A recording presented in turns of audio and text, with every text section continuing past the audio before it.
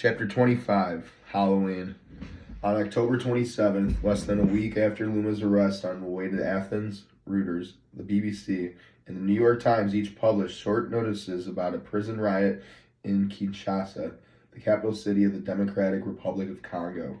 The government reported that 5 inmates had been killed and that 14 had escaped. Joseph Balaguer, Paula's husband and the father of her children, was an inmate there. Paula called friends but could gather no information on her husband, so for now, she waited, hoping for a phone call to tell her whether Joseph was still an inmate, was among the dead, or, God willing, had escaped. Halloween was not exactly a big holiday in Clarkston, Georgia. Many of the refugees had never heard of it. But after the arrest in Athens and the news at Balaguer's, Luma decided that the Fugees needed a break and an introduction to America's most sugary holiday. Luma arranged to use the YMCA's bus for the evening and called the parents of the under 13 players to let them know that their sons would be home a bit later than usual.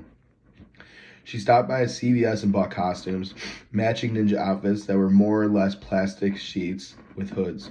She held a casual practice in which she scrimmaged and laughed with the kids, and then afterwards surprised them all with the news that they were going trick-or-treating. The neighborhood Luma had in mind for the outing was not one any of the Fugees had seen before. It was a wealthy part of Decatur with a series of rolling, narrow lanes that closed traffic on Halloween each year to become a trick-or-treater's paradise. Nearly every house participated, and residents went all out. The adults wore costumes themselves and decorated their homes with spooky displays, witches and spiderwebs, ghosts and skeletons with flashing red lights for eyes, and had dungeon soundtracks blaring from upstairs windows. Behind each door, there were staggering supplies of candy, giant boxes of Mars bars, Hershey Kisses, Snickers, Reese's Peanut Butter Cups, Jolly Ranchers, and huge squirming nests of gummy worms. As they bounced in the bus toward Decatur, Luma passed out the costumes and the boys disappeared beneath their black plastic sheets, all except for Mafade. On top of his ninja robe, which stretched at the seams on his round frame, he wore a large pink feather boa and a rubber Elvis mask. Odds and ends from the costume bin at the local pharmacy. Luma handed out the shopping bags for the candy they would collect. It was the first Halloween for most of the Fugees, and they seemed unsure of what they were supposed to do. So Luma gave them instructions. Ring doorbells, say trick or treat, take a few pieces of candy, and say thank you. The Fugees stood out in the neighborhood. They were the only trick-or-treaters to arrive by bus, and they were among the only children who weren't white. But the boys were too taken with the scene before them to notice. One by one, they stepped off the bus and gazed at the wonderland they had entered. Children in elaborate costumes roamed the streets by the hundreds.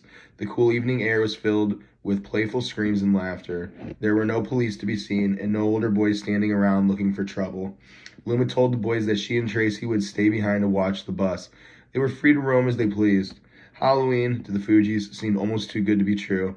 Grace Josiah MBN led the way to the first house, up a lighted walkway and a flight of brick steps. Nervously, Josiah rang the doorbell. A moment later, the door opened. "My word," a woman said, startled by the sight before her. A pack of small, dark-skinned faces and white eyes peering out from behind black plastic sheeting. The boys were scared silent by the reaction. Finally, someone up front remembered the magic phrase, "Trick or treat." The woman passed a box full of candy through the doorway. One by one, the Fugees dipped their hands in. The boys were careful, taking just 1 or 2 pieces. One by one, they said thank you and moved aside for their teammates. The last in line was Mafade, in his boa and Elvis mask, who waited impatiently for his turn. When the other boys finally moved out of the way, he could scarcely believe his eyes. An entire box of candy for the taking. He plunged his 2 hands deep into the pile of shiny wrappers and took out a good pound of loot. "Young man," said the woman. "Thank you," Mafade said, flashing his bright smile. He ran after his friends, his pink feather boa streaming behind him in the breeze. The boys went through the neighborhood, venturing deep into cul-de-sac and up dark sidewalks to houses that many other kids avoided. If there was candy to be had, the Fugees were going to find it. The boys stuck together and, for the most part, kept to themselves. Their only real interaction with American kids came about as a result of misunderstanding. A group of American girls at 14 or 15 had dressed up as much younger girls, with pigtails and teddy bears, wearing pajamas and kitty clothes. One was wearing a soccer uniform, shirt neatly tucked in, socks pulled up to her knees, like a peewee soccer player who had been carefully dressed by her mother. Gracie Balgemeyer didn't understand that the get-up was a costume and assumed instead that the girl had come straight from practice, as the Fugees had.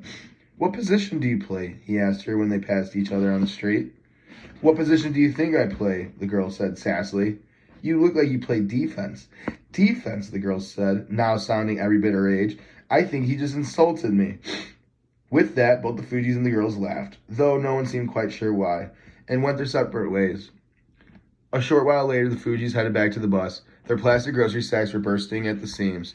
A quiet fell over the boys.